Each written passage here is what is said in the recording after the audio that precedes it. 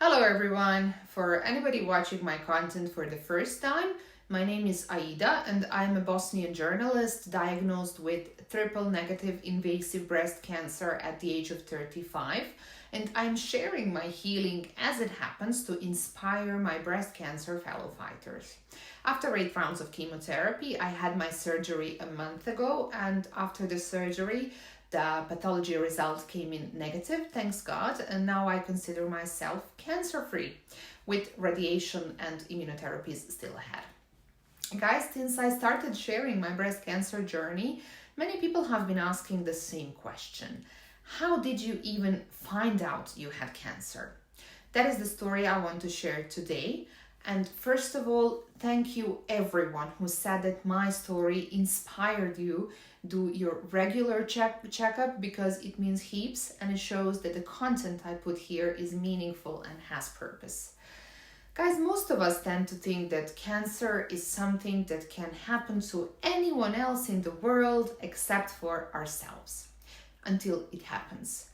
I was the type of person who thought it could not be me.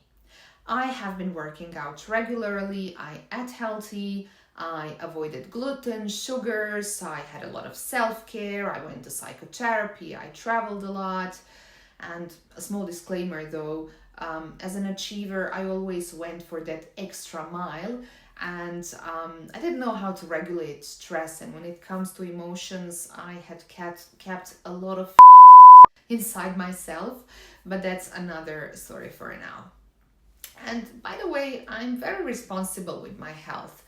I did my checkups on time, which also includes breast ultrasound twice a year. But in February last year, while I was just comfortably chatting to my then boyfriend, now husband, I felt there was something in my right breast. It was almond-sized shape. And at that point I was thinking, oh my God, this is exactly how many women find out they have cancer. I need to check this ASAP. And of course, the next day or a couple of days later, I went to see my gynecologist. He did an ultrasound and indeed there was something. So he referred me further to a radiologist, but she was quite surprised when I came in, I said I want to do mammography. She said I was way too young. But she did it nevertheless, and she repeated the ultrasound, and after seeing the mammography results, she said it was probably nothing. I remember my husband was freaking out. He was really worried and I was relaxed. I was thinking, no way I can have breast cancer, I'm so healthy. And now when the mammography results suggested that it was probably fibroadenoma or benign formation, I did not think there was reason to worry.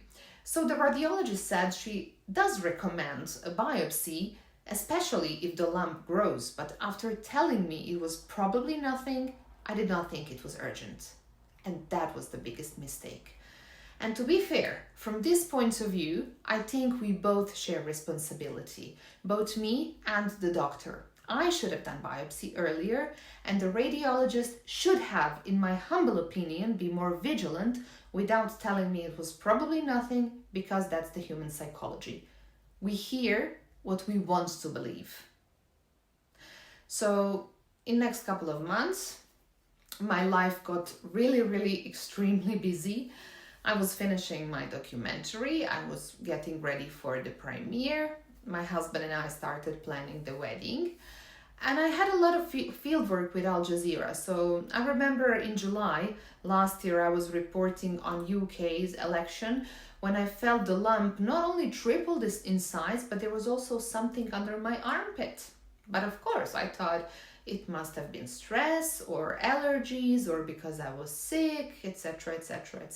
reasons. 2 months later, the formation under my armpit was so big that I was not able to sleep on the right side anymore.